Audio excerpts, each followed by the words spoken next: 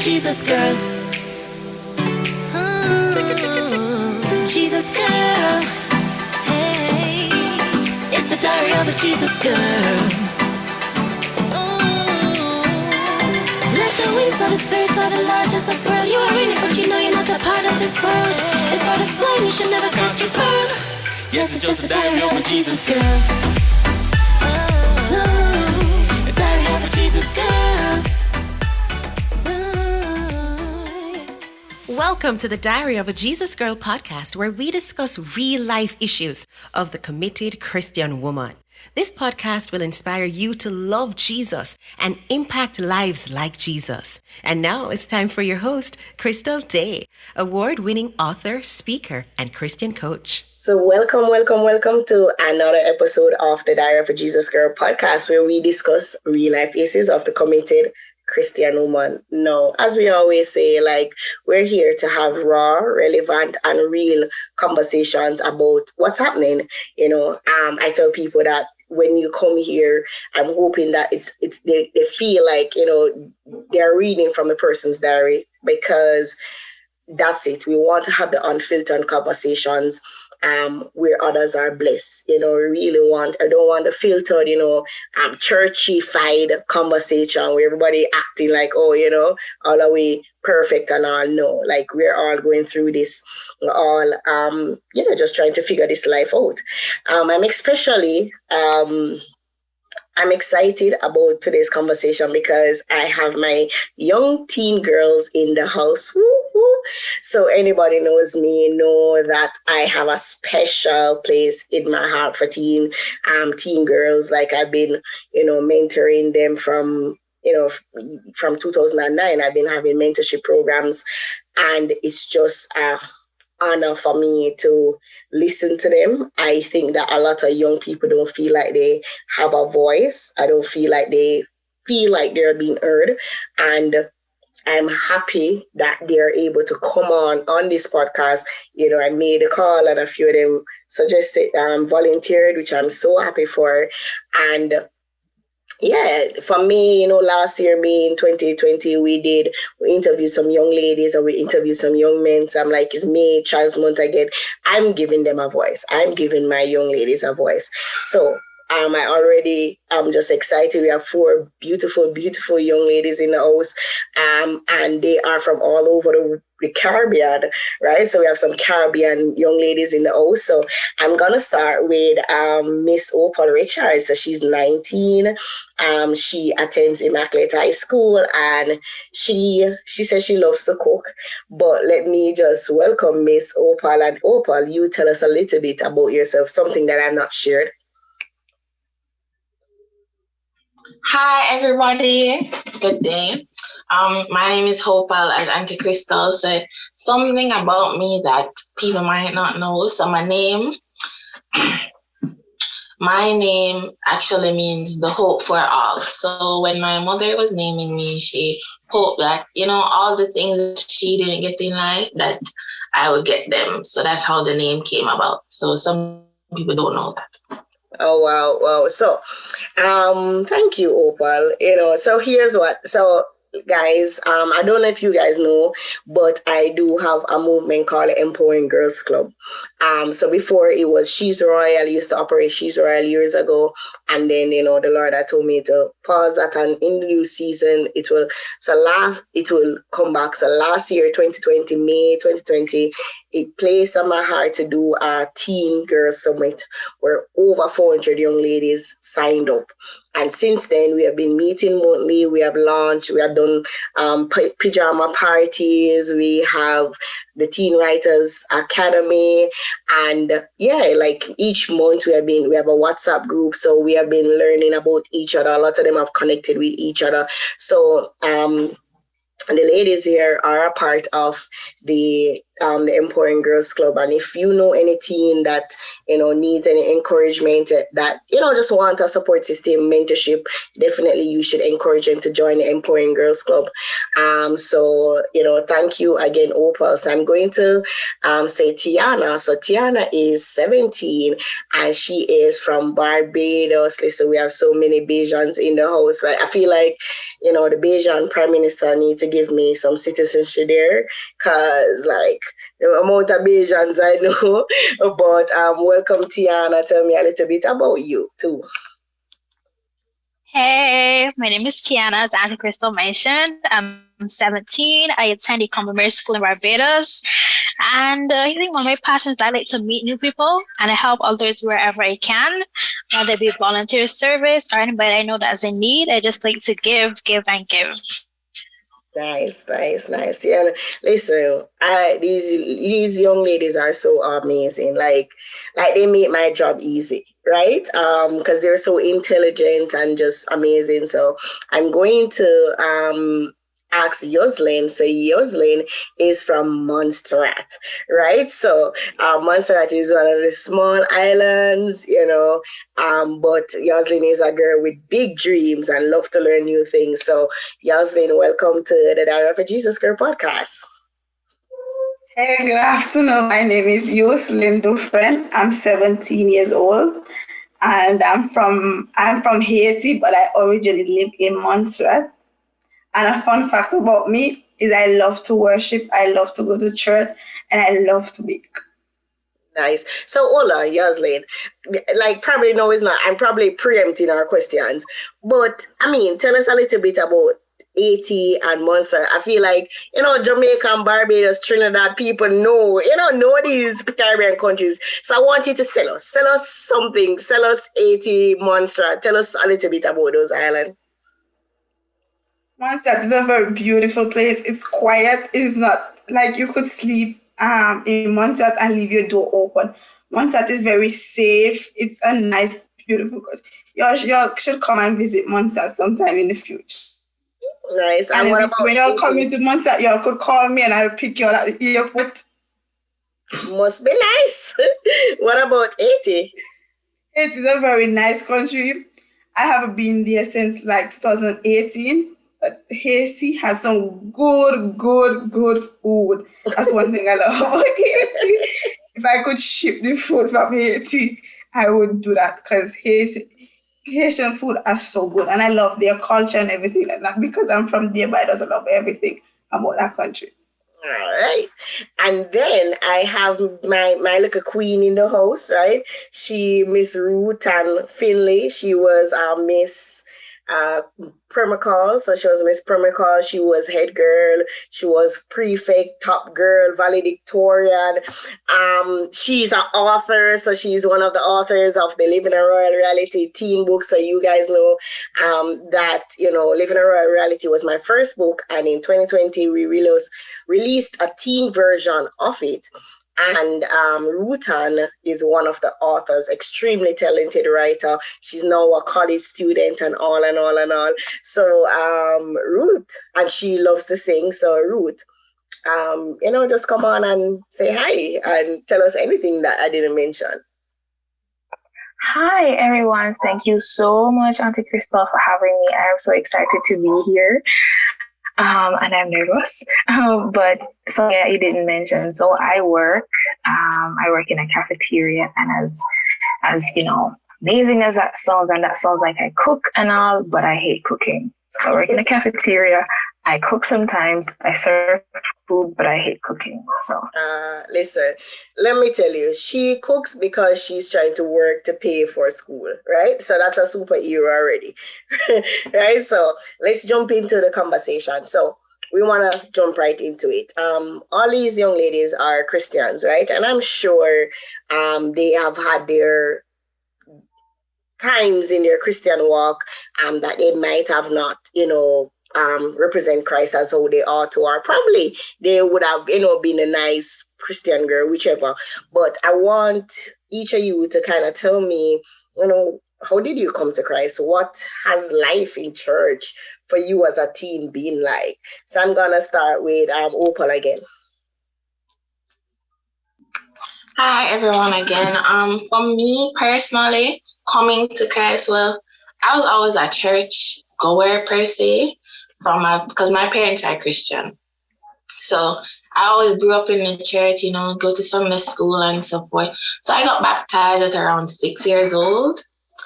I I don't think I completely understood at the time, but I do believe that everything happens for a reason, and events that would have progressed in my life it was better done then, because it maybe would not have been done after that.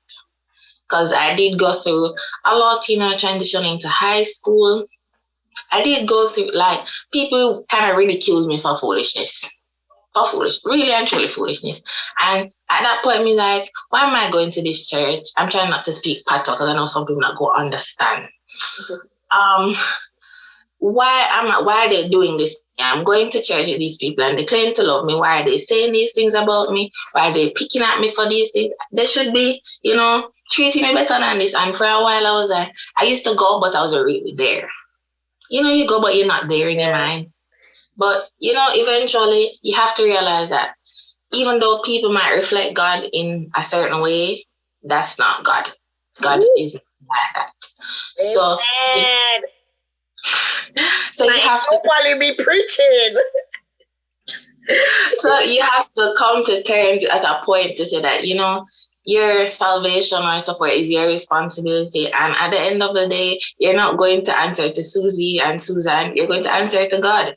So though they may do you stuff, you have to try to understand the hurt and find ways to move on, because you're serving God, not them. But I want just a question. So you were saying you were being teased at church? Mm-hmm. At church? Mm-hmm. All right, we're going to come back to that because, listen, but telling us, I love to talk to my young people, because, sometimes adults that are listening, I think you're live in a bubble.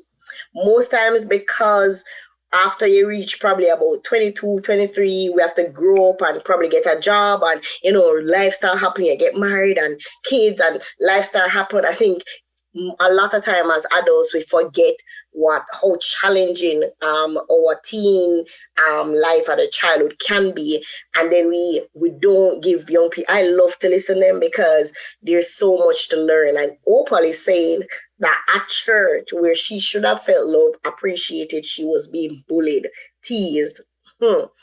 All right, so let's jump to Youseline. Youseline, tell us, you said you love to worship, you love to go to church. So tell us about, what led you to Christ. What led me to Christ is that my mom is a Christian. So when she used to always pray, and I was like, and she used to pray, and then God used to answer her prayer. You serve a wonderful God, and then I came closer to Christ. That led me to become closer to Christ. And because when I was in Haiti, the earthquake, I was there during the earthquake. And if God protect me from the earthquake and nothing happened to me, then I can continue serving him, because when God protected me, he probably saved me so that I can be a blessing to others, because other people died, but he did not allow me to die. And then when I came to Monsterrat, and then my mommy was here in Monsterrat, and then I start to go to church, and then I start to think, and I start to worship. I used to worship, and then I used to love to pray.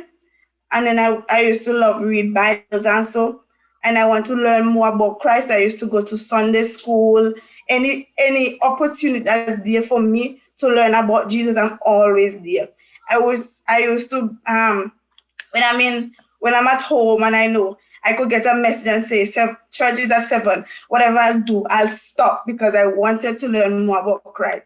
As teenagers, I feel like they don't teach people more about God, which they should teach a lot of people about God. And I think that me as a teenager, I want to show people what a good God we serve. Because trust me, the word of the Lord shall never come to an end. And I think that the word of the Lord should continue. And I think that's why I continue to serve God, because I want to make an impact on others. So, all right. So, really, really powerful, right? Youseline, but here, I want you to take us back to the earthquake in Haiti. I don't remember what year, and you said a lot of people died. So I would love for you to just share with us, what was that experience like for you? How old were you? What was happening? How did you and your family bounce back? So yeah, we give God thanks, that you're alive right now. But tell us a little bit. Take us through that a little.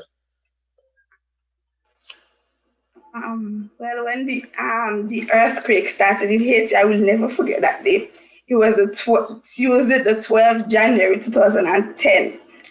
I was actually inside my house. We're playing teacher, and I heard the floor started to shake, and I thought somebody moved the table. And then my father came inside. It was like, y'all get outside, there's an earthquake. So we ran outside. But then there was some people who were upstairs, and they got hurt, but we were downstairs and we never got hurt. So that was like, how could this happen? How could we downstairs, when we're the one who probably should have gotten hurt more than the people who were upstairs? But we didn't. So I'm very thankful for that. I'm very grateful for that. Like each year when January 12th come, I always acknowledge that day because it's a wonderful day. It's not a wonderful day, but then it's a day to remember because other people died and then I'm still here, and then it's a blessing. So did you know anybody that personally died? How old were you when that happened? I was 7. Oh wow. And you remembered so vividly. Wow. Yes. Wow. Wow. Oh, all right. So Ruth, tell us about yours. Well, as Hopal had said, her parents are Christians, and she basically grew up in the church. So I basically grew up in the church. I went to church every Sabbath. I participated in church, and I sing. So that means I sing with the children's choir. And I sing in song service and whatnot, and I participate in church. And I got baptized when I was maybe 6 or 7. And at that time, I did not even understand all of that. But let me tell you, when it came on to 13th Sabbath, I knew all my Bible verses to say and all of that. I was very enthusiastic about learning about God and just the whole Bible, all of that about God. And as I got older, I drifted away from God, when I was about 14, I was 14, maybe going on 15. I was far away from God, really, and there was this crusade happening somewhere in the area. It was 2 taxis away, and usually,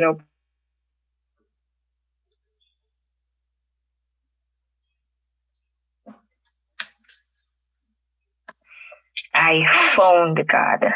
That was a time when I actually found God, when I actually truly knew him. Because before, when I got baptized as a younger child, I did not know really who God was. But then I knew him, and I knew I loved him. Well, love him sounds bad. I said loved. I love him. I'm very, I don't know what the word is, but I love God, and that experience changed my life, and I love that experience. Yeah. So go back to, you said, so it was, you went to, there was a crusade that was being held, and it's 2 taxis away. I think we missed what happened at the crusade. Alrighty. So at that crusade, it was maybe a month long. I went to the crusade.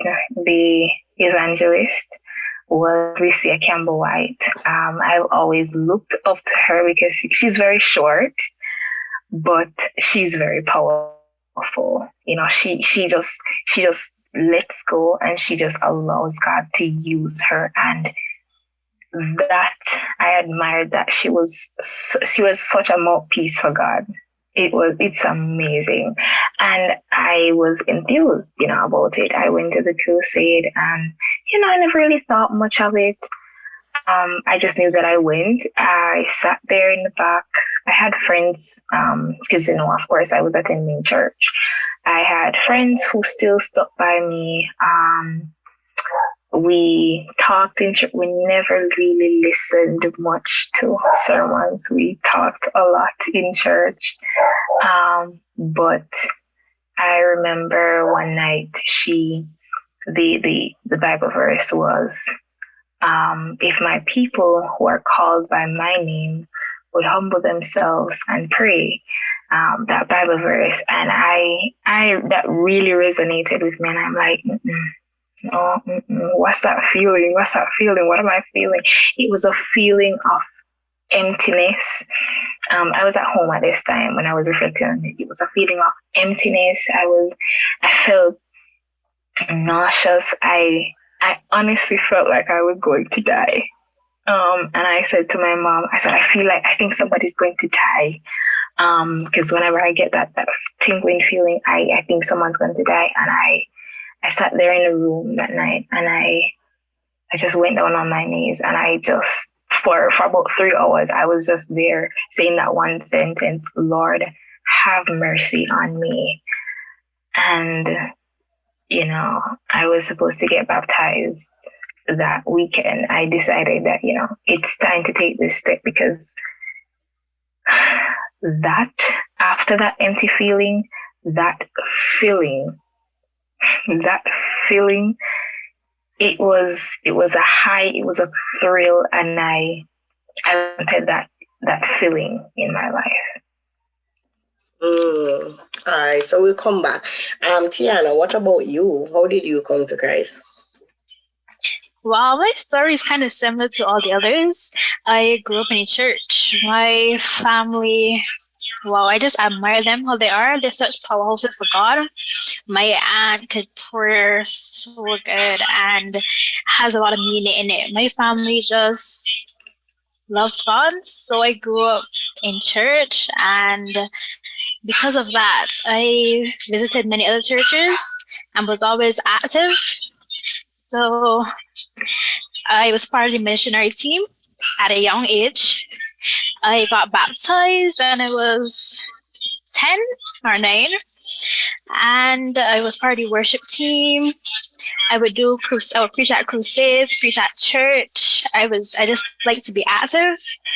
And anytime I was asked to preach, I would always talk about Job, Daniel, or David.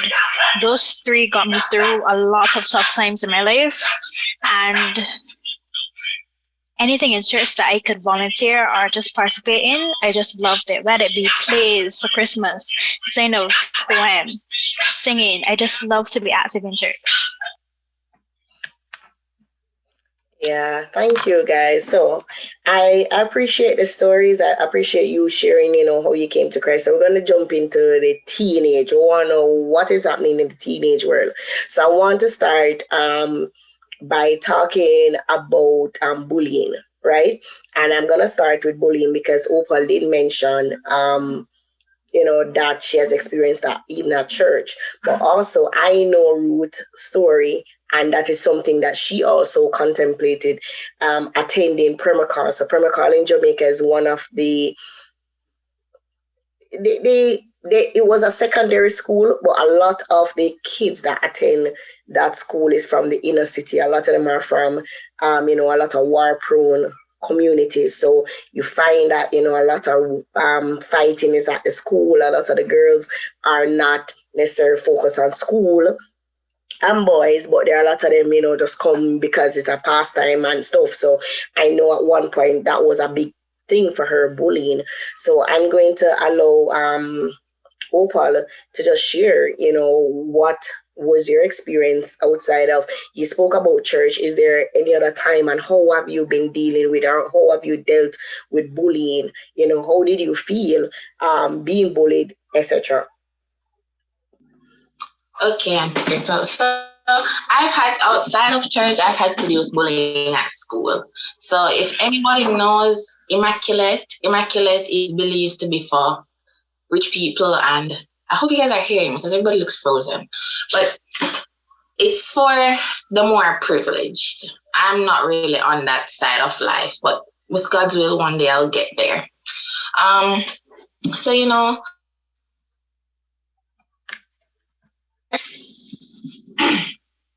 okay, so a lot of privileged children are there, and I don't know, I guess it's probably how they were socialized. So I'm very friendly naturally. So if I go into a classroom and we're going to be stuck together for the next 5 years, I'm going to walk up to you and say, hi, my name is Hopal. How are you? Or what is your name? Because we're stuck together. Some people didn't take that so well. So they thought I was being enough. I wasn't really trying to befriend them. I'm just naturally that type of person. So them some enough, some of this, some of that, and I'm trying to fit in with the privileged children. And I took it to heart in a sense because I'm coming from a school where I know everybody, and my school can fit in Immaculate like 3 times. So I was used to everybody and knowing everybody and friendly. So people didn't take that well. So for a while, it took me to get adjusted to that. And people said a lot of things about me, but I didn't really take it to heart. I just thought they didn't have any manners for the most part. When I was in grade 8, I went out with some friends. I never forgot. I went out with some friends. We went to Fridays. And in front of Fridays, we all stood and we took a picture. Someone screenshotted that picture and put it on their Finsta. If anybody know what a Finsta is, that's a fake Instagram. You gotta hear me? That's a fake Instagram. So it was locked. So we could have gone it, but one person that I knew saw it, and the comments were so mean. But the girl would not unlock it for us to see. So she was there bullying us on the other side of the internet, and we didn't know. And that made me feel away because like you're judging people based on how they dress, on how they look, and you don't know how they came to be like that or so forth. People just, like, I've been bullied for a lot of stuff. My hair, I never really know how to deal with it for a while. So there were some days when it was kind of wild. I'm not gonna lie. But I never really cared because it never really bothered me. But people made it a problem to them. So, I've been bullied for a lot of little things here and there. And some of them really break my heart. Not in the sense of cry, because I try to be strong and tough. But, like, some of them, you're like, people really try to make people that miserable. Or these little things that people can't change about themselves. And then, at church, I got bullied for the school that I was going to. So it wasn't a sense of bullying as if, oh, you're going to, and you're like, how do people bully people for going to Immaculate? That's weird. That sounds weird. But it was like, oh, you're going to a Catholic school and they have demons. If anybody here is Catholic, all respect to you, don't take this anyway. But like, they're like, you're going to a school and they don't do right and you're going to have to say Hail Marys and you're going to have to go to Mass and all yada, yada, yada, yada. Mind you, Sharp, what made me feel bad too, I was not the only person at the church going to this school. Go. So it hurts a lot because I wasn't the only one going to the school, but I was the only one faced with this ridicule. So, it hurts when it's just you alone, but when you see somebody in a similar situation and they're not being, quote unquote, ridiculed for the same thing, you're like, what is wrong? What is wrong with me? Why is everybody at me? Perfect. So, I've learned to deal with it in a healthy way where if it's things that I cannot change, I just leave them be because sometimes people just reflect what they feel about themselves. I've come to terms with that. And if it's that I can change or if it's something I was conscious about, I try to work on it, not for their sake, but for my sake. But if it's something that I can change, as some say, as so God make me, and it just go up. If you want to make that your problem, you can have a nice day. All right. Thanks for that, Opal. And I like that what you said, that sometimes people just reflect their own insecurities on you. So I'm going to hop over to Ruth. Ruth, you want to share a little bit about your bullying experience? Okay. I so admire you, Hopal. That's just the first thing I want to say. Now, my bullying started when I was in primary school. That's as far back as I remember. I went to a lot of schools. That's the first thing. I went to so many schools. But at this time, I was going to Old England Primary School in Mandeville, Manchester. I was maybe in the 3rd grade or 4th grade thereabout. And I honestly can't remember what I was bullied for, but every single time I hear my name now, that what they used to call me comes back in my head.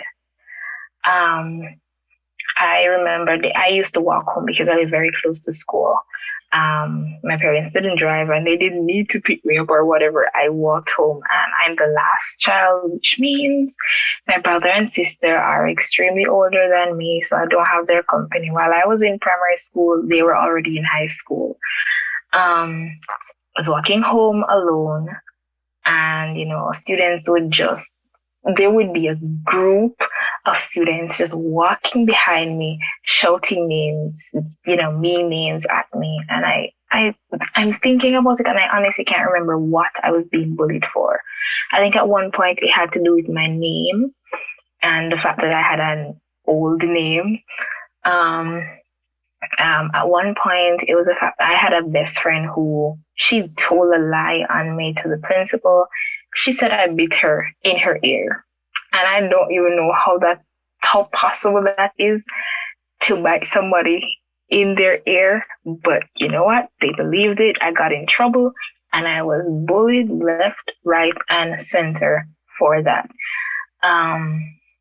Moving on to the 5th grade at Malvalley Primary School, I was bullied there because I never had money much. So on days I would buy, at the time there was a snack called onion bits, and I would buy that because it was cheap. It was like $10 for one, and I went and I bought my onion bits, and they weren't bad tasting. They were really delicious. I love them. Actually, I do still like onion bits.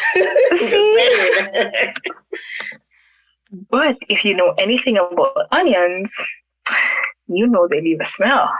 So after having multiple onion bits, I usually use my $50 to buy 5 onion bits, or buy 3 onion bits and 2 juice or something, pack juice that is. And after eating onion bits for lunch, when you go into the classroom and you walk past, you smell like a bag of onions.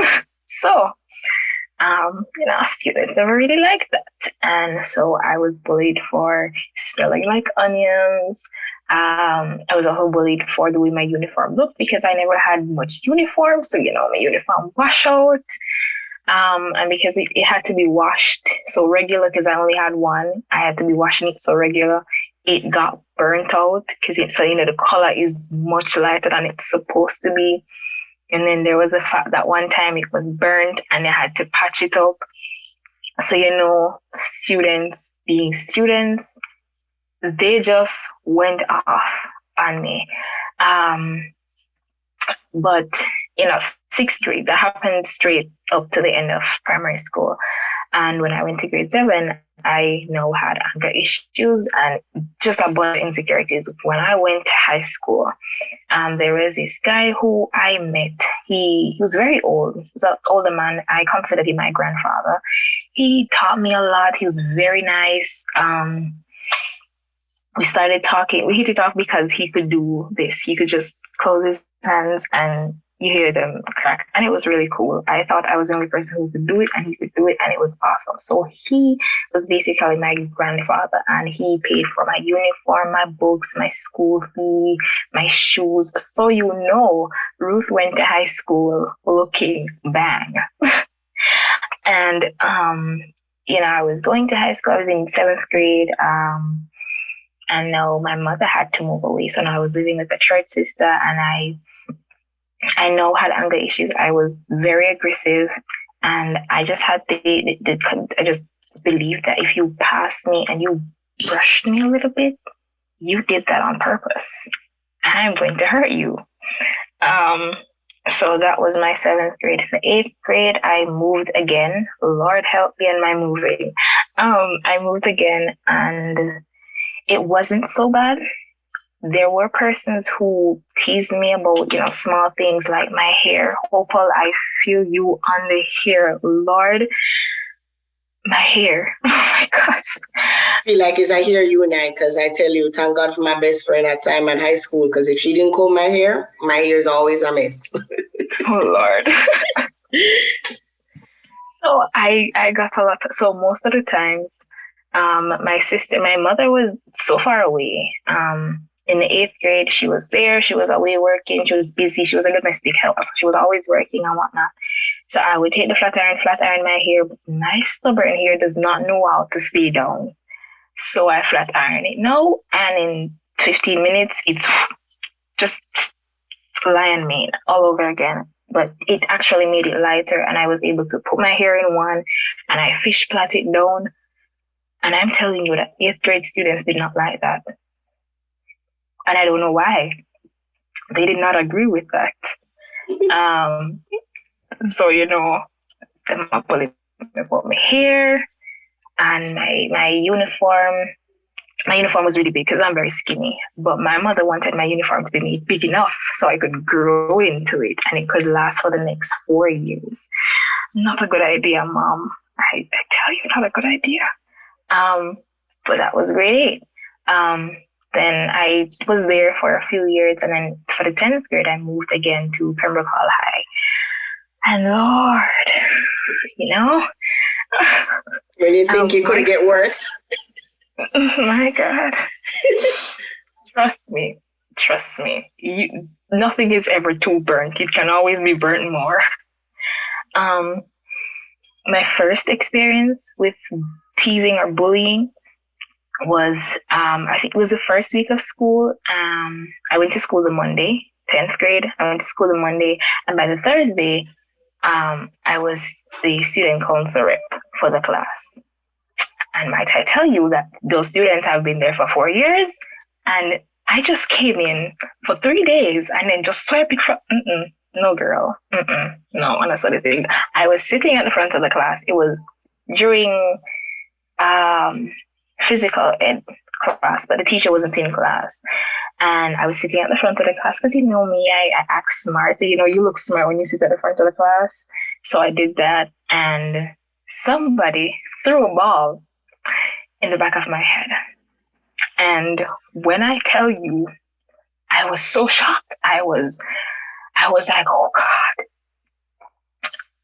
what am I going to do? Because there's a group of girls just right there standing, like laughing. Like they found it as the funniest thing ever. And I was like, what am I going to do? Because I can't just attack them. It's a group of girls. They're going to beat me up. And I started thinking about all the stories I heard about this school, how they stab you and how they rob you. And Jesus, I was scared. And, I just turned back around and I said, you know what, God, may I leave this in your hands. Turn back around and somebody threw the ball again. Someone had the audacity to throw the ball again. And at this point, I was like, you know what? If I die, I die. But, I'm going to defend myself. And I turned around and I said, who threw this ball? Nobody answered. People were just laughing and whatever. So nobody was answering. I just took the ball and I just started throwing it. And I moved up to them and I took up the ball again and I threw it again. And I just kept hitting people with the ball over and over. I don't care who it was hitting, but it was hitting people. And somebody said to me, this guy came up to me and was like, oh my gosh, you have such guts. And I was like, that's so cool. You're the new girl and you're like, So it wasn't the end of that because I still there was this group of girls who they were all bougie and classy and they had their boyfriends who drove Mark X and Audis and they had their nails done every weekend and took them off for the Monday morning and they wore lace front wigs. They wore makeup to school if they wanted. They wore earrings and they were just quote unquote top notch. And I wanted to be them,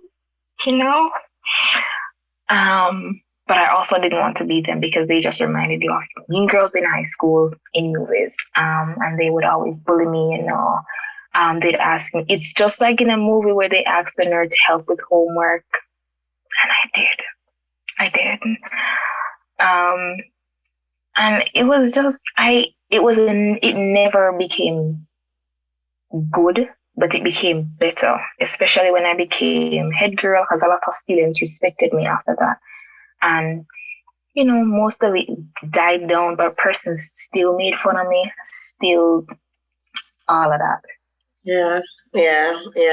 So I saw Tiana saying, I guess she also would have experience, and Youseline regarding the bullying. But I'm gonna switch a question on Tiana and Youseline because I think we would have gotten an idea. And again, I was bullied. I remember in my community, there was a group of girls living up the top of the road, and every morning, every afternoon when I'm walking, they would just tease me every day, like tease me. I remember I had a lot of acne on my face, and they used to call me Greater Face and, Bumpy Killer and Gremlin. Gremlin was the worst for me, right? And I remember them just teasing me every single day, tormenting me every single day, and is something that I find that we just don't want to talk about, right? But my thing is, how can parents, how as a parent can we do better that our children don't fall into being a bully? Because the funny thing is, a lot of kids will be willing to accept that they are being bullied, but nobody talks about them being the bully. If you understand what I mean, like, who are bullies? So I find that very interesting. But I want to just kind of switch the question a little bit on Tiana and Youseline to share the part about trying to fit in, right? So Hopal says, a lot of parents are bullies first. Good one. So Tiana and Youseline, I want you guys to talk about that fitting in. Right? I think every teenager, and Ruth would have said it, there are some girls at school that I would have seen and want to fit in. So Youseline, probably you can go first. What have your experience been like trying to fit in school? All right, Tiana, I want to take it first. Yeah, I'll go first. So for me, my bullying started, for instance, in primary school because I was the youngest, the shortest, and on top of that, I was smart. So because of that, I used to be isolated, and I always wondered, okay, how if I try to be more like the others and fit in, it would be less of a bullying situation for me. So I would try to hang out with the popular children, and it was a little better at first, but that also had its issues. So I would try to talk the way they talk, act the way they act, and in that I kind of lost myself, and it was a very difficult process for me because now I was being insecure. My self-esteem was very damaged, and I had no idea who I really was at the time. So I realized, okay, maybe it wasn't made to fit in. Standing out has its benefits too. So that's what I did. I kept being who I was. And as much as I'll be called teacher's pet or Miss Goody Two Shoes, I kind of try to not let it faze me anymore. The problem with fitting in is that you try too hard and it's either backfires and that they stumble you, or you lose yourself in the process, and right now you're just a clone of what your past self used to be. And that in itself is not anything I recommend for anyone. So for anyone listening that was going through the same thing that my friends and I were going through, and listen to the stories that were shared, find somebody to talk to, because trying to fit in and losing yourself in the process is not something good. So trying this whole idea of being popular. Tiana, I want to interject here because you said you felt like you lost yourself. I mean, as a teenager, how did you know who you are? Like, How do you know who you are? Who are you? You know, I mean, I feel like we're still as an adult trying to figure it. So how did you know who are you for you to decide that? Really, yeah, who are we? But I knew that the values I had and some personality traits I had before weren't there anymore. That's how I know I was losing myself. So, yes. So before I would always try to do what's right. But then I started finding myself just following what the others were doing. And that's not a good thing. Trying to follow and just when somebody tells you jump, you're going to jump. And that lands you in a lot of trouble.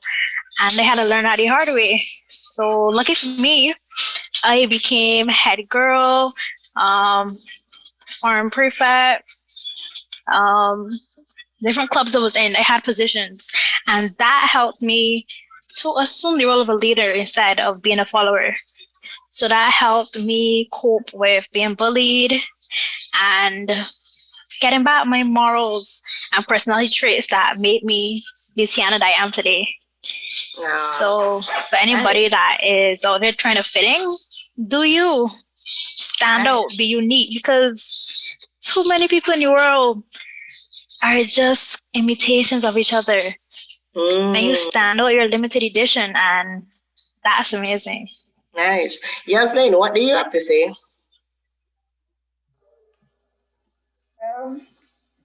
For me, when I was in grade 5, I used to try to fit in with the other students by being a bad example to the other people and them. And then I used to go home and like cry and say, why am I acting this way? This is not me. This is not me. Because trust me, I hate when teachers call my parents and they have to come to school. So I was like, why they keep calling my parents? And I was like, you got to do better. You got to do better. You got to do better. And I started to change. But Youseline, tell us, what are some of the bad things you were doing? We want to know. I used to like, when the teacher talking, I used to just drop the class. I would just do like a lot of stuff, throw papers at students, and I used to get sent out to class a lot. But then I was You were one of the bullies. I was kinda. And then I was like, Youseline, you was a good child from grade 1 to grade 4, so you can't do this. You have to do better than that. And I used to like talk to myself, Youseline, you have to do better than that. You have to do better than that. And then I changed for the better. And then in grade 6, I started to improve myself, and then I started to do better. But when I used to do the bad stuff, people keep reminding me of the bad things I used to do. And I was like, oh, you remind me of my past? Who are you to remind me of my past? If God doesn't remind me of my past, you shouldn't. And then I start to change because I want to see a better version of myself. So I start to change, and then the teachers start acknowledging my change. And then I changed so much that I became the head girl of the class. Also, in graduation, I became the humanitarian. I got the humanitarian award, which was very good. Look at you. Like turnover, right? Life turnover, just like that, right? All right. So we're gonna, I have about 3 more questions, right? So another topic that I want us to jump in, right? Oh my God. Like we're gonna talk about sex. Yes. Oh my God, like sex, sex. Because I don't know why adults think that teenagers don't know sex. But yet still, every movie you watch, even cartoons, right? Even the Disney shows are like preparing us for sex. If you live in Jamaica, like, come on, like, which song is not telling you to do some lollipop thing, right? Like, come on, like, it's the truth. So, here's what I want to ask first. In school, what are you being taught, not by your teachers, but by students? What is it that teens are talking about sex in school? What's happening? Who first? Anybody wants to take the question? Okay, I'll go first. So for the most part, I think a lot of what you hear about sex In school also depends on the type of friends you have. Because, okay, so when I was in school, Lord, I don't want to scandalize the people, but there used to be this common term called link. So you would hear, these, all right, so these type of kids, they would go places on the weekend. When it's not Devanos, the Emancipation Park, they're always somewhere about the place. There's always some sus on Monday morning about what happened on the weekend. So somebody goes somewhere. So people would always say, I link such and such from such and such a school. So at first, I was kind of confused. And my friend group was kind of confused too, because they're like, what do they mean? But then we realized that link is not sex per se, but it's sexual activity in a way, kissing and touching and whatever. So people used to make that seem like it was a norm. But it wouldn't even be like they were doing this with quote unquote boyfriends. Sometimes it's just any random guy that's just in the mood and them in the mood. So that's a lot. So some children come to think that that's okay, like just doing the do or just doing whatever you feel like because you're in the mood.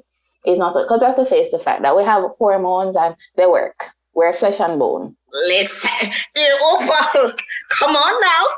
No, because the truth is, for some reason, adults don't, they we forget that, at 14 we did one man, at 15 we did one man, Exactly. But they continue. So they forget that we were. And when you think about it, even biblically, back when people were our age, they were married with 2 kids already. Like they had a whole family going on. So society has changed a lot. So that's not the case anymore. But some people, I had friends that were like, no, we're not about this life. We have to get it together and keep it together. Like nobody not gonna have a name and say certain things about us. Some people were not like that. They never care. If you want to say something about me, if me and you want to do this is our business. And there were a lot of people, I'm joking a lot. And, little scandals. And as a young lady, even if a young man named call on sex, it's nothing to his reputation. But a young lady, oh my God, might as well just any existence, because it's just something so hard to erase. You can erase it was a thief, you can erase it was a liar, but them catch her on one part or somebody say they do. No. So I think it all depends on what you surround yourself with. Because even though some of my friends weren't Christian, they had it together that this is not the way to go at this age. This is not it. But some people don't, and they don't really have. And some people are pre-exposed. They have older siblings, and then see them do things, and they're like, "Oh, let me try." So yeah. Good point. Next person who want to jump on that, Tiana. I would jump on. So for me, the most times I learned or heard about sex was from friends or the guidance counselor. Like my parents weren't really want to just sit down and talk to me. At first, I have to ask a question and we get into a conversation.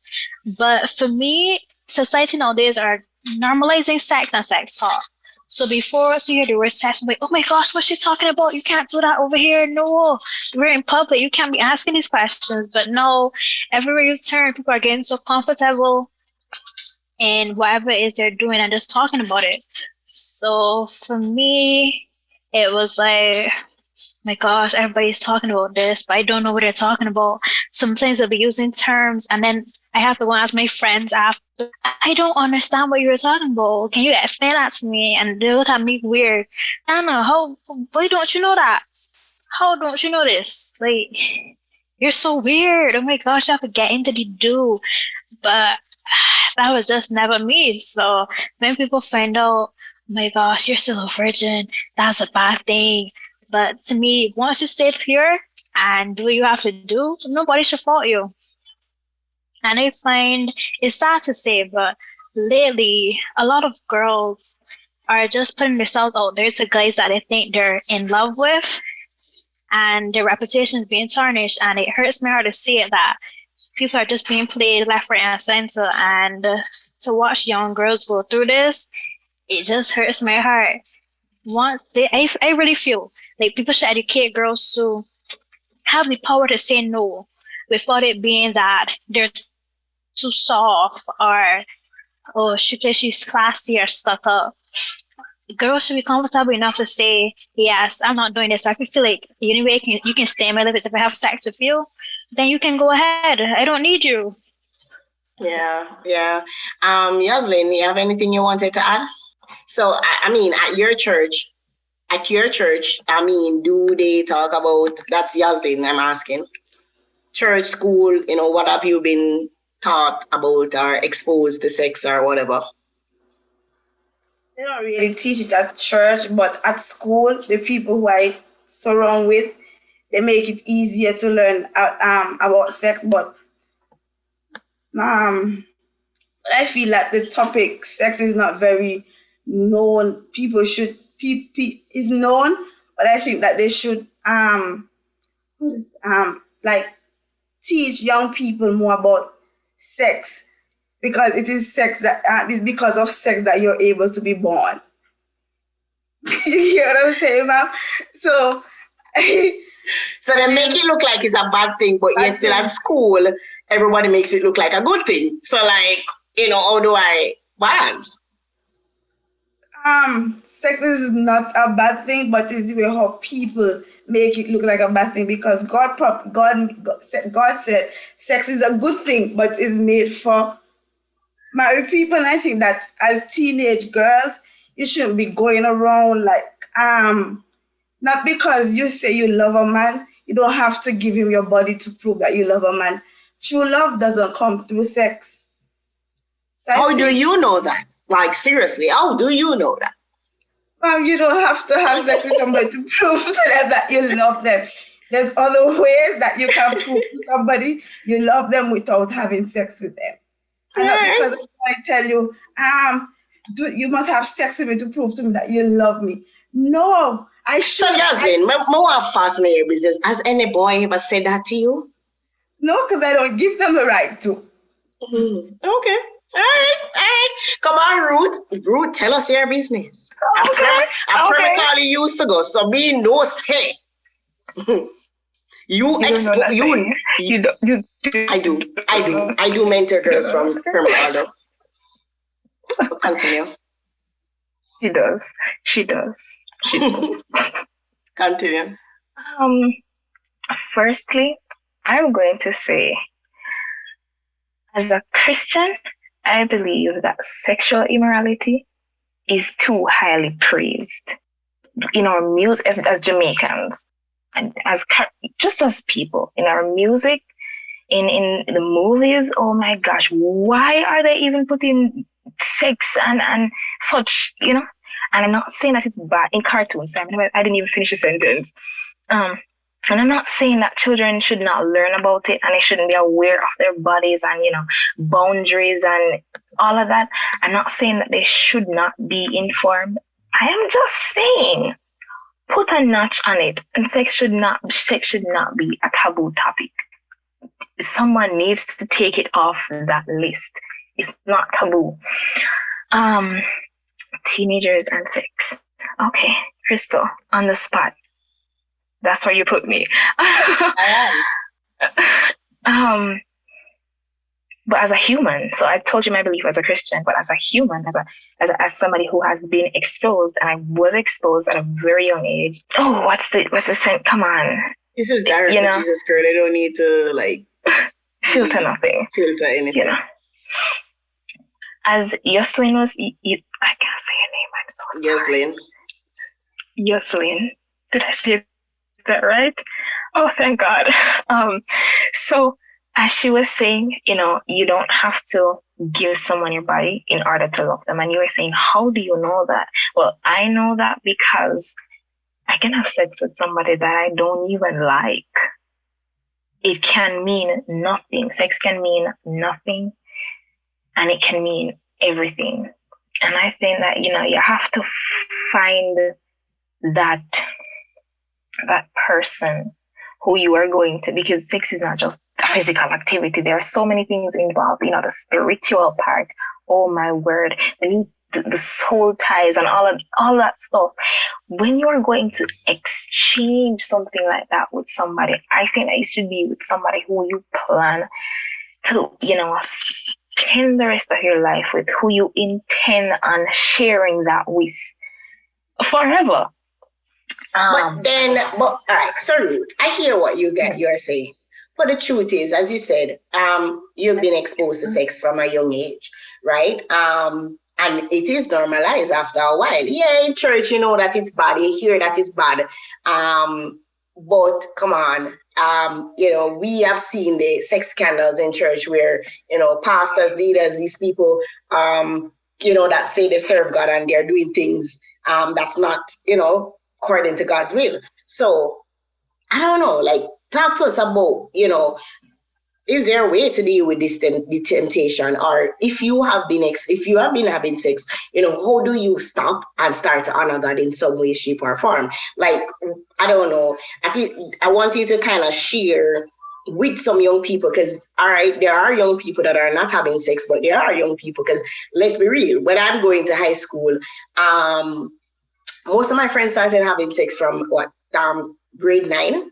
And we probably was having conversation from grade 7 about sex, and we probably just wait a little longer and wait until we found somebody that we say we love, and you plan to, I don't know if the girls are planning about the virginity, everybody wants a candlelight and, but it was so normalized. And again, I guess because we weren't exposed to church that way, but I don't know. All right. So the first thing I would say two persons, two separate, types of persons. There is the virgin who believes that, sex is to be done within wedlock. Girl, I love it. I love you. I love that you hold out, and don't let the pressure of this world and the whole, normalizing of it take you down. You keep that, you cherish that, because that is a gift. I always believed that virginity is not a physical, to me, it wasn't a physical thing, but it was a more sentimental thing per se. And you get to share that with whoever you choose to, share a very special thing with. I don't know how to put that. You just plan to spend the rest of your life with that person. You say, yes, this is my man, and this moment is going to be special. So the candlelighting, love it. That's what you want to do, and you are determined to do it. Don't let anything stop you. And the temptation will come. The temptation will come because you're going to want to know, you want to test the waters. Do not test the waters. Do not test the waters. And then to girls who were exposed, who have already been exposed, or who are already having sex. Okay. It's not the end of the world. Chris, you still here? Because I know I'm still here. God has not condemned me. He hasn't, thrown me away. And Chris, you're still here, right? Yes. Yeah. So, and I guess, so what, and I think when I want people to listen to this conversation, I want older persons, especially older Christian women, to be real. Some of us did not do it right by waiting on the Lord. But I have friends, I've included, my friend Terry, who's a virgin that came on the podcast, another friend of mine, Shanique, virgins in their 30s, late 20s, 30s, that are virgins, have virgins that are virgins at 30 something. So as you said, it's easy for us to feel like everybody is doing it, so I should do it, or else, I'm missing out. But I want anybody that's listening that, if you're older, and you can't turn back the hands of time like you can, but what you can do is honor God as best as you can right now. And I do feel like, especially as a Christian, if you're a Christian listening, we act like sex is like you're not being tempted. You're always being tempted. Something is always going to draw you to desire to have sex and to give it up. But you have a choice. You have a choice. Go ahead, Ruth. there is just this one other type of person that I failed to mention. Wait, is my mic? Sorry, that I failed to mention. So there is the has been exposed and feels temptation, feels the need, to participate in the act of sex. There is the virgin who plans on waiting, and yes, they might go through temptation, and they decide. You have to decide that God, I need your help in this. I can't do this alone, and I need your help. And there is the person, I would call them empath, who feels the need to just please everyone. So guy comes to you, you're talking to this guy, you don't like him all that much. Listen, I'm speaking from experience. Let me say me. I don't like this guy. I don't like him to be in a relationship with him. But he wants to be in a relationship with me. And he asks, and what do I say? Do I tell him, no, I don't want to be in a relationship with you because I don't want to be in a relationship with you? I tell him, oh, I'm not looking for a relationship. There I lied. I said, Lord, forgive me. But then he still persists, I mean, you can always change that. It's not like you're only doing school, so you can focus on other things. It's not going to. And then what happens? You give in. You say, okay, fine. He wants a relationship. Let me give him a relationship. Okay? Then he wants to have sex. And what do you say? You say, all right, most guys are only with girls so they can have sex with them. Maybe if I have sex with this guy, he's just going to go and be on his way. He's going to be like, oh, I hit this girl. She was so easy. And I can go on my way. That was my perception of it. So sometimes it was the fact that the temptation was there. And I felt like I could not live without that aspect of my life because that was something I have been exposed to since 5. So that was my entire life. That was my love. That was my care, right? So, and then there was the fact that I feel like I always felt like if this man asked me, to have sex, I gotta tell him yes, because if I tell him yes, then I'm giving him that. And then I won't risk the chance of him taking it. So there's a lot of those females, because I've been talking to a lot of students lately, and you have those types of females. So I just want to let you know, yes, you feel the need to please everyone, but I think the most important person to please is God. I mean, not even ourselves. Gosh, if I should please myself, Lord, I'd be eating some chocolate right now. Look at my face. It's not going to stay smooth forever. The most important person to please is God. And you can't do it alone.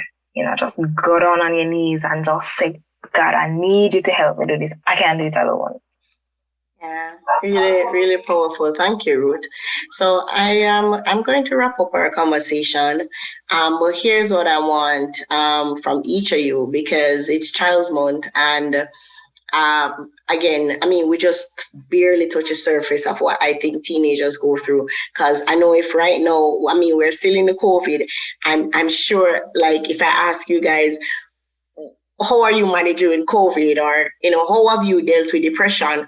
What about sibling issues? Oh my God, let's touch on friendships, right? And Youseline said we probably need a part 2, which is true, because there are so many issues, right?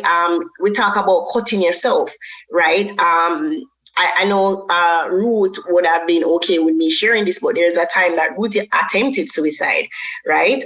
She nearly killed me off. Thank you, Ruth. Right?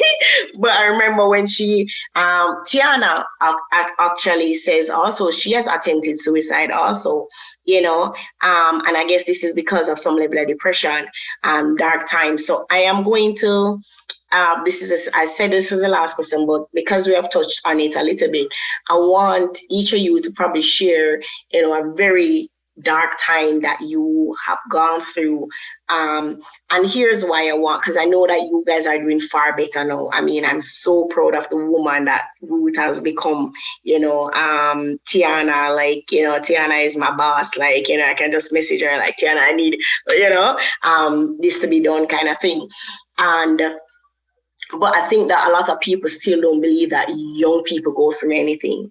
I think there's a deception that, only thing young people have to worry about is school. They just need to go to school, go study them book, and them have no other like what? No, right? So I want you guys just to like touch a little bit on a dark moment that you probably would have gone through. And in like Tiana and Ruth case would have probably shared how that led to suicide attempt, So I'm gonna start with Youseline this time. Is there any moment, any season, probably it's even COVID right now, that you felt like I've gone through a really, really challenging time, that you just, briefly, don't make the story too long, but, just briefly, so people can be more empathetic towards young people. Youseline? All right, so I am going to, Youseline, the question was, just share a little, probably it could be in COVID, it could be, but share a little, probably a little experience that you have been through that you felt like, oh my God, I'm like, life is just so dark, I'm just so sad, I'm depressed, or, have you ever gone through any seasons like that, or challenges in your teen life? Well, I've tried. I'm kind of ashamed to say this, but I was gonna attempt suicide because I was sick. I was so sick and tired of going through all of this, and I was like, I don't want to live in this world anymore. I don't want to live in this world no more. I just can't take it anymore. I just can't take it anymore. I'm just tired of all these frustrations, and I thought that trying to end my life was the best solution to my problem. And then something hit my head. Like something came in my head. I was like, ending your life is not the solution to your problem. Rather, you should pray about it. So I was like, okay, I was like, well, I'm going to listen to my voice, the voice in my head. I'm not going to do it. I'm going to pray. I went down on my knees and I asked, Lord, please, can you forgive me? I know I'm a sinner. Oh, please, Lord, I'm asking you for forgiveness. So if you're going through a bad time, if you're about to, whatever you're about to do, if you're about to attempt suicide, please don't do it, please. Because your bad days don't last forever. There's greater things that are coming for you. If something doesn't work out for you now, doesn't mean it won't work out for you later. And you won't be in your bad position forever. Trust me on that one. Because I know of people who went through bad situation in life and look where they are now. Take example for the great Steve Harvey. He was homeless for a couple of times. He was homeless. He did not do anything to himself. He did not kill himself. Rather, he dealt with the problem. Which, if he had killed himself, I don't think none of us would have known him, because he dealt with the problem that made him because he dealt with the problem rather than killing himself. Yeah, made it better. Yes. Yeah. So please don't ever try. No matter what you're going through, the Bible is always an open book. Always in your Bible. Trust me, you could call your friend, and your friend might hang up before. Why is she calling me for at this time of the night? No matter what time is it of the day, always call on God, no matter what you're going through. Because trust me, God is always there. You might go by somebody's house, they might slam the door in your face, stop coming to my house. But the Lord will never ignore you. And plus, he will always answer your prayer. Even if you don't feel that he answers your prayer, he will answer your prayer. Not at the time you want it, but he will. Trust me. Never attempt it. All right. What about you, Tiana? Tiana? I have a habit to bottle my emotions. And sometimes if I do talk about it, it may come off as a joke, opposed to me having a serious conversation. So my dark moment was in Full Farm.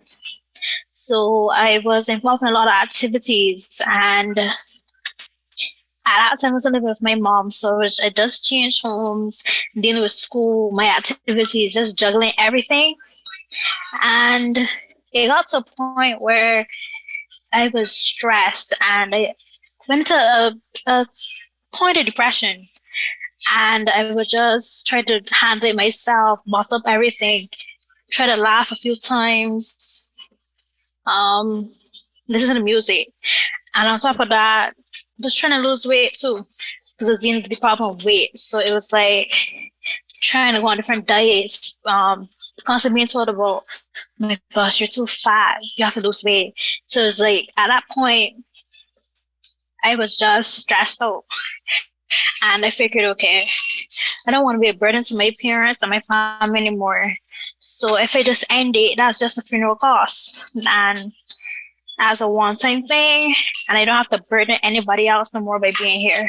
So I actually attempted it twice, and I never told anybody about it really, because it was like, oh my gosh, they're not going to take me seriously. Like, why is a teenager girl talking about she's having issues? She just has school.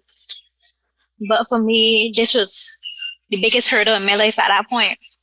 So the first time I was in my tub, I was like, okay, have the water here. Let me just go under for a few minutes and call it a day. And while underneath the water, I'm convinced it's God.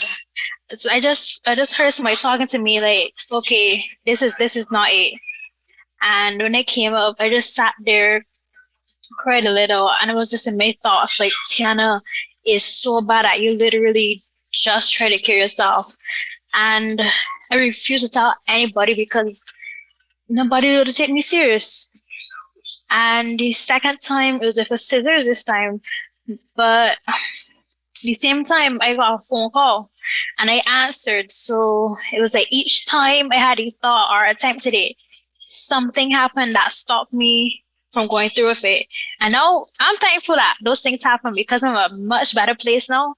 But at that point in my life, it was just me going through all my emotions, and I was depressed, stressed out. I was just not happy. And I don't want anybody to have to go through that. So times after, some of my friends were talking about it, but because I had my experience and I knew what I was going through, I was able to talk to them. So that was the first time that I ever told anybody about my attempts, was to a friend when she was going through it. And because I confided in her, she realized, wow, somebody else is going through these same issues. And she decided not to go through with her attempt either. And when I finally told my family, I told them what I was saying because I didn't want anybody judging me. And surprisingly, they took it better than I thought. But depression, mental health, that's a serious thing. And to anybody you know there that attempted suicide or is going through a tough period, don't laugh. It may not seem like a lot of burden to you that a teenager is going through these things, but for us, this is the biggest hurdle in our life right now. This is the stress we're now feeling. We don't know about stress down the road. So try to help persons that, even if you can sense that somebody's not smelling the same anymore, talk to them. Sometimes you may just need to laugh or just need somebody to be there for them, show support. Try it, please, because you don't ever know what somebody's going through in life. For me, I'm the sort of person that I could have now left the bathroom crying. But if you ask me how I'm doing, oh, I'm fine, I'm great, you need help with something, I was always that person, be there for others and put myself last. And I realized keeping up a facade is not easy. And at some point, it's going to catch up to you, and you just have to let out all your emotions. So please be there for your friends and confide in somebody if you are going through anything that you can't handle on your own. Thank you. Thank you, Tiana. Ruth, you want to go? So as Auntie Crystal shared before, I have had my fair share. The universe at some points decided, you know what? Let me just throw this bomb at you. You can handle it. But one of the darkest times of my life was when I was that year, when I was 14 going on 15. That year was really, really rough. The January of that year, I was involved with this guy who was way past the what's that age of consent, and he got in trouble for it because of me. And I had to deal with that. And there was a girl who lived in my community who, well, she was in my class, and she decided not to keep her mouth. And she told her friends, what happened. And so, going to school, I was hearing this from her friends, and so there were quite a few persons who, said something about it. And I was really embarrassed about it. And later in that year, my mom got involved with this guy who, they were really good friends, whatnot. He was teaching me how to drive. And at first I found him really cool. I was like, okay, don't exactly trust you because you're a guy, but okay, nice, okay, whatever. He taught me how to drive. And then he had a son in Portland, for those persons who know in Jamaica, and I was in St. Mary's, so that's not very far.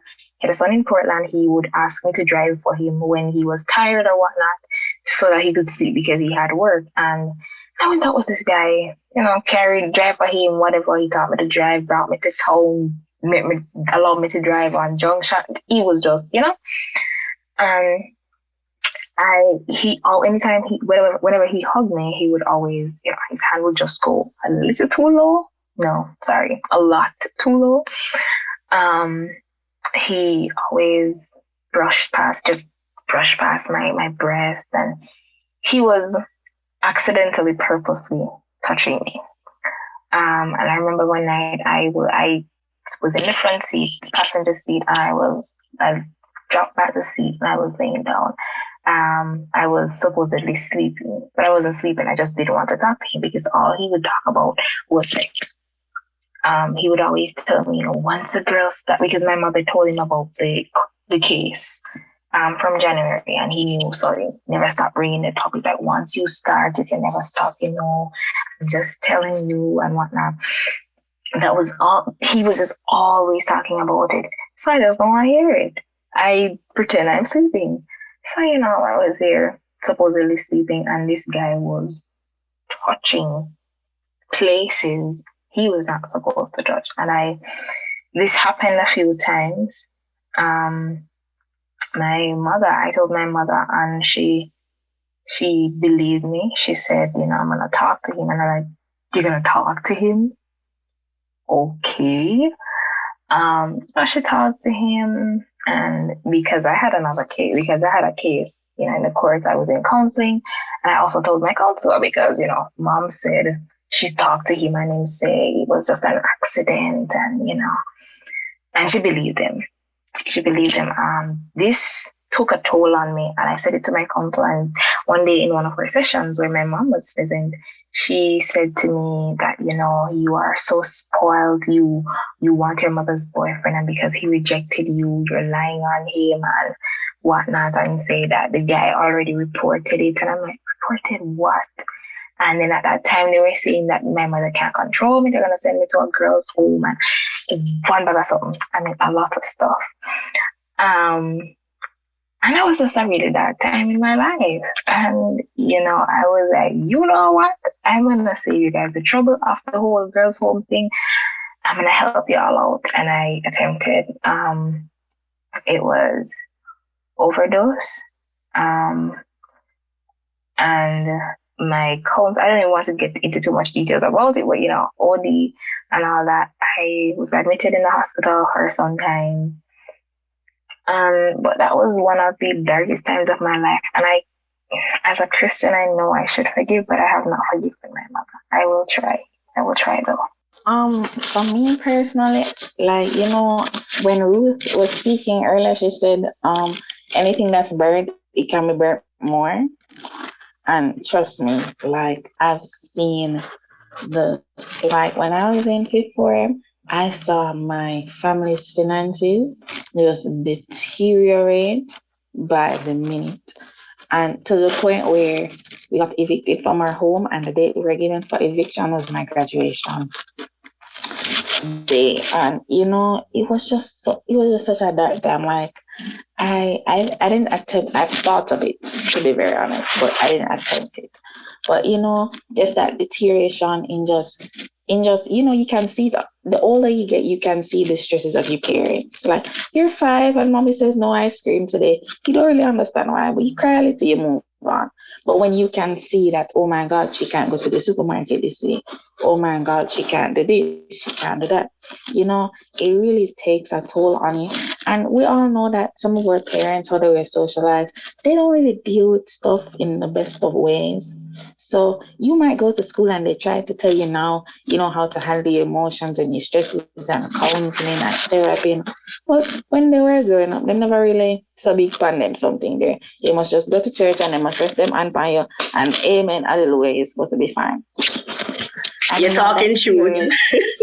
That deterioration led to, a split in my family. My parents got separated. And me said, counselors, like, I have had a love-hate relationship with these type of people because, I went to a counseling session one day because my father at the time refused to speak to me. And me decided to not make it bother me, but just I go. And I went and I bawled. I never left, and I left downtown and I walk around, I ball straight, and I'm not a cryish part. I ball go straight, I make across the road, and I say, oh my God, I think I just better make that car leave me, because I just can't take the foolishness no more. I can't take, like, you go somewhere, you seek help, and you leave worse than when you go. And me, I call my friend today. And, sometimes, especially if you're the type of person to be there for everyone, and when you want someone to be there for you, nobody, Lord God, that can push you over edge. And, that same night, I go home and somebody else do me something, and it was just depression. I start maga down. And, after a while, I'm like, Hopal, look at yourself. Like, start to look at yourself. These people are living their lives mighty high and fine. And are you there? You are the one that it's affecting. And I started saying, God, every time I went down to pray, I started calling their names. I said, God, help me to forgive them. And I really want to forgive them, but just help me, because this not work for me. Me a manga and me not look good, my uniform and drop off for me. This not cute. And, over time, I started to feel better. Like, they never really bother me anymore. Like, I could see them and I could see the person and I could just be cordial with them. And, as what Ruth said, anything, like, things can be so bad and then you go to seek help, and then that's another thing that throws you off, because I said, boy, Miss supposed to help me, and Miss really know the banks. And Miss really do me this. But I've found to come to that there's a point in your life, like there's some, I believe everybody has a story, like there's some dark part in your life, but I believe that the darkest part is before dawn of the, that's saying. So sometimes it's just for you to find a way to tunnel through, though it may be hard. Unfortunately, everybody doesn't have the support system to help them to tunnel through, and that's how we lose some people. But I do hope that, with everyone becoming more aware of mental health, and just the fact that teenagers go through things, like they face things. They're at a stage in their life where they have emotions and stuff. I really do hope that since more people are becoming aware, as the time goes by, we'll lose less people and we'll be able to find more people where they are and to help them out. Listen, I am so proud of you I'm so listen, we just celebrated Mother's Day, and I feel like, a part of me feel like I'm a part of each of you, because I'm so proud of how you guys have shared. And here's why I'm proud, because like you said, a lot of young people are like forced to hide their feelings, hide their emotions, have to be the strong one, especially, let me tell you, especially the strong one them. So when you do good in school, when you excel in school, when you, it's like, you have to be the strong one. You have to be the perfect, I'm the prefect, I'm the student counselor, and I am so proud of you ladies sharing. And here's what because somebody might listen to this and say, oh my, oh my God, I can't believe Ruth shared that. I can't believe Tiana shared that. I can't believe Youseline shared that. I can't believe Hopal shared that. Listen, they are speaking on behalf of the millions of teens out there that they want a voice. And this is not me asking. Because when I get on a call with a young person, or when I go and speak at a school, and then a young person, when I finish ministering, I remember going to permacall once, and when I finished ministering, there was a line, a line for people to talk to me. There's a group of girls that put me in a WhatsApp group with them so that they can tell me what's happening.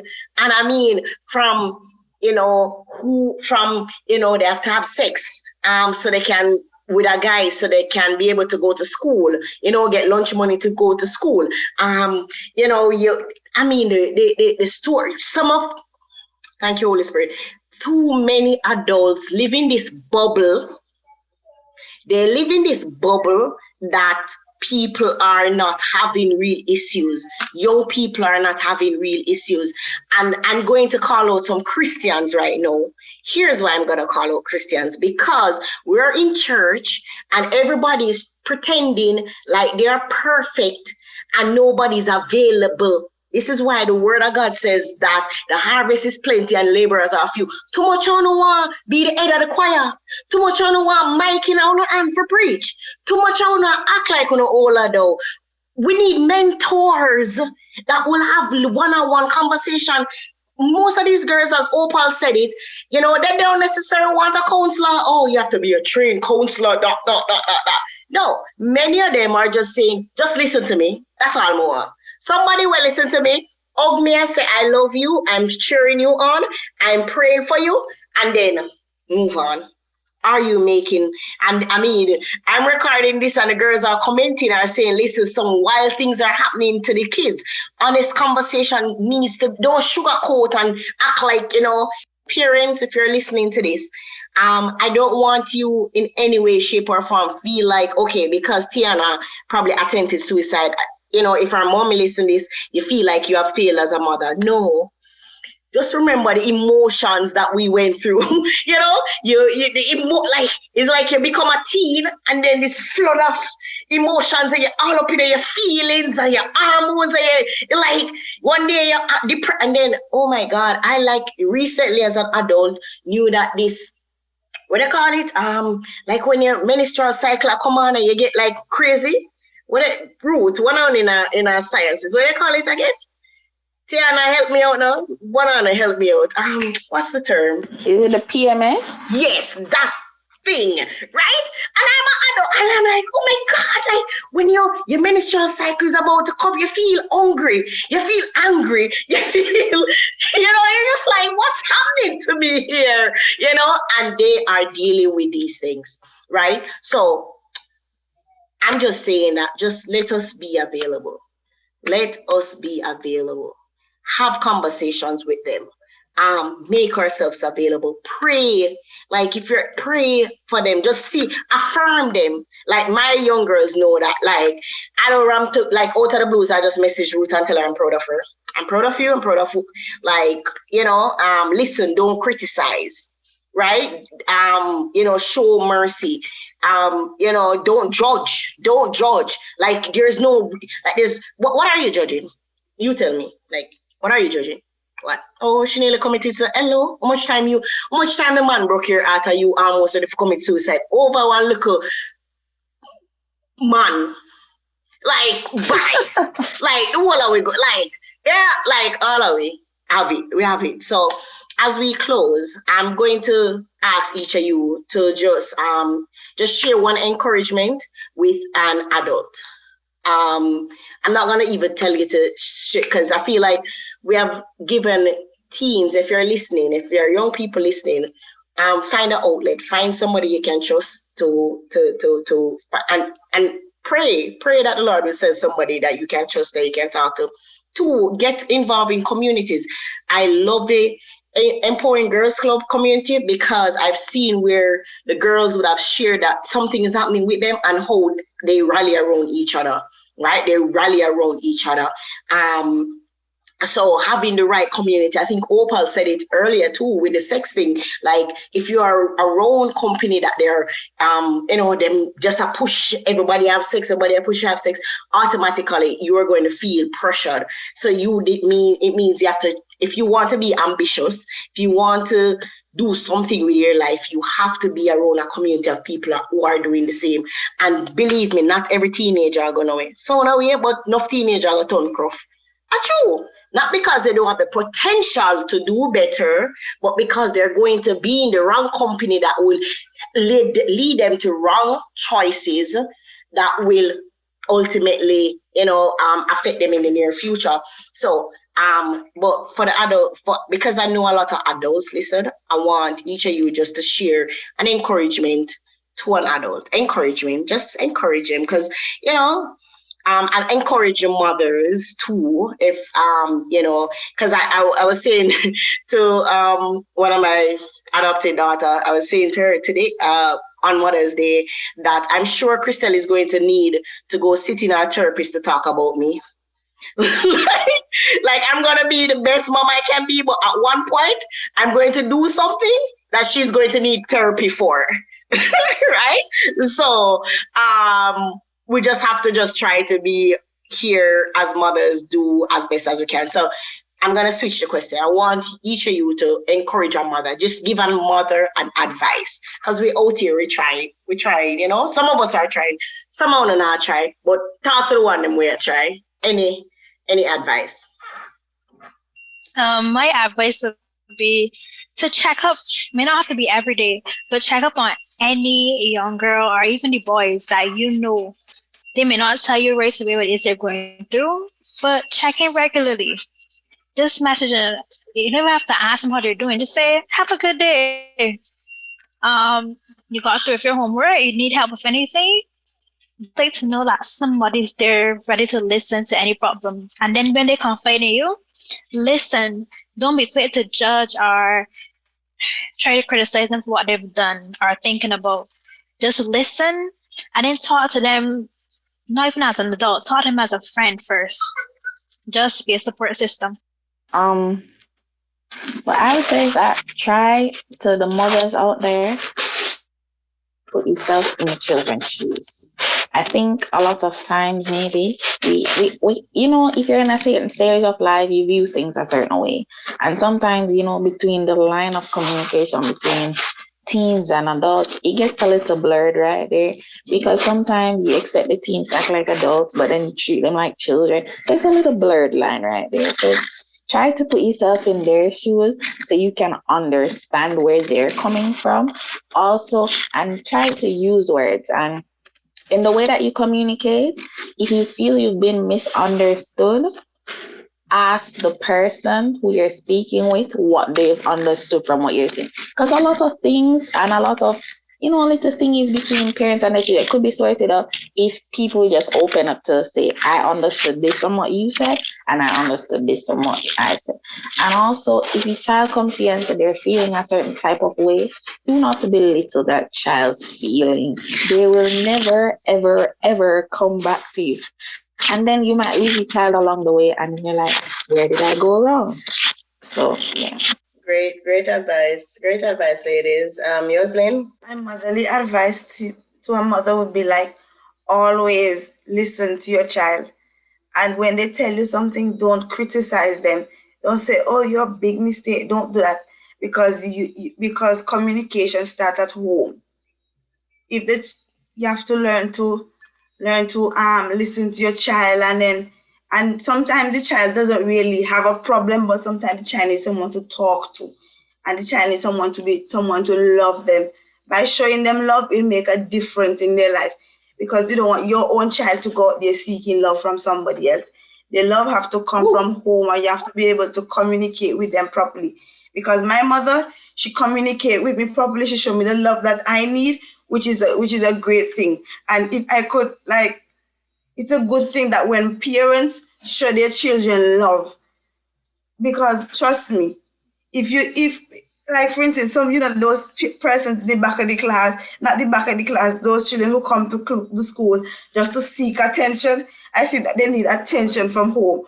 So as parents, I think you should give your child the attention that they need and show them the love that they need, because trust me, everyone needs love. And not only, sometimes you could see the child sitting down there and say, come, sweetheart, let me give you a hug. Let me give you a kiss. And when they're going, tell them, have a wonderful day. And give them positive messages and tell them good stuff. That don't tell them any bad things. Tell them good stuff that would change their life. Don't tell your child that she's worthless, she's this, she's that. Tell something that the child would believe in and make an impact in the world. Because if I'm the child, if I'm the mother, if I'm sometimes your parents have to put themselves in children's position. If you don't want me to talk to you that way, then therefore you shouldn't be talking to me, like saying bad things to me. You get where I'm coming from? Woo. All right, Youseline. Yes, we do. Ruth, close us off. Now, to close us off, I know Youseline just said it, but mothers, with all due respect, okay, we love you, we cherish you, but with all due respect, shut up and listen. Just take the time to listen. I mean, I'm not talking about like just listening to your child speaking to you verbally. Look at their actions. Your child, used to love playing basketball, and all of a sudden they don't enjoy it anymore. What could be happening? Your 7-year-old child, your 9-year-old child just all of a sudden starts peeing in the bed. What is happening? Does this mean I should whoop that child because they are not getting up to go to the bathroom? Or does it mean they're playing too much? Listen to their bodies, listen to their actions. Just listen. Sometimes we just need a friend. We don't want your advice half of the time, especially as teenagers. We don't want your advice. Because they ain't gonna listen. You all won't listen to the advice anyway. So we want to go and make the mistake. Yes, we don't really want your advice, but we want you to hear us. We just want to be heard. So that's my advice to you. We love you though. Listen, like, this is going to be archived. I'm like going right now. I feel like I'm going to get a book for teenagers to parents, like their parents, right? And then here's the funny thing about that book. Y'all going to read this book in a few years, because y'all will be parents and y'all will suck too. So we do appreciate. Somebody say, Youseline says, always let your child follow their dream and not yours. Listen, this conversation, I want to thank you, beautiful ladies, for coming on to come share on the Diary of a Jesus Girl podcast. Y'all know I could listen to over and over. I told you guys this would be a 45 minutes conversation. I'm sure we're almost at 2 hours. I hope the persons listen to the end of the podcast, because they did like I'm like taking notes, like, because I have I have a teen, a 20-year-old, and, a preteen coming up. So I'm taking your advice too, right? But I just want to affirm you, ladies. Like, you are such world changers. The impact that this podcast will have, because you have shared your voice. I know that, many teens are listening to you and it's like, yes, everything Youseline said, yes, everything Tiana says, yes, everything Hopal and Ruth says. Like, some teens are, they're cheering you on, like, finally, but mothers, parents, even if you're not a parent yet, we just want to say, just keep trying your best to be lovable, affirm people a little bit more.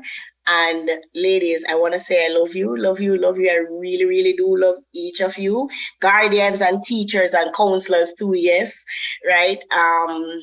Just listen, make yourself available, allow the teens to talk, just cheer them on with their dreams. And my heart is warm. My heart is warm. Thank you. Thank you, ladies. So, guys, if you're listening to the Diary for Jesus Girl podcast this week, you know that on this podcast, we are always just having real conversations. Like, I know y'all don't hear this at church. Like, the teens at your church act like them are reading Bible every day and I pray every day. But the teens they are talking and they're saying, yes, I love Jesus. I'm trying to please Jesus, but we got issues and we need you guys' help to get through this. So, if you haven't, again, guys, if you know any young person, definitely encourage them to join the Empowering Girls Club. We have, some more things coming up. I know we have a career day coming up. We have another pajama party later down in the year. And we have our monthly meetings. So definitely come on. Also, I'm going to encourage, if you are a woman, I still have the Woman of Purpose 4-week coaching program going on. It's a biblical coaching program. So definitely, join us. I leave the link in the show notes. Also, get a copy of the Living a Royal Reality Teen Edition. Definitely that book, you will hear more teens, just like how Youseline and Tiana and Ruth and stuff, they shared the teens in the book. They share their story of different things that they have gone through. So definitely get a copy of that book. It's available on Amazon, etc. So get a copy of that book. Let a teen read that book, because they did end with encouragement and how they have been dealing with it, right? So get a copy of that book. And the final announcement I had, the final church announcement. So I know I shared about the Empowering Girls Club. I know I shared about the Becoming a Woman of Purpose course and the book. And the last thing is, I don't remember, so I'm just going to say bye. Thank you for listening to another episode of the Diary for Jesus Girl. Any other announcement, go in the show notes. God bless you. God bless you. See you next week, every Thursday, as we have the conversations that nobody wants to have, but hey, need to have them. God bless you. Diary of a Jesus Girl. Jesus Girl. Hey, it's the Diary of a Jesus Girl.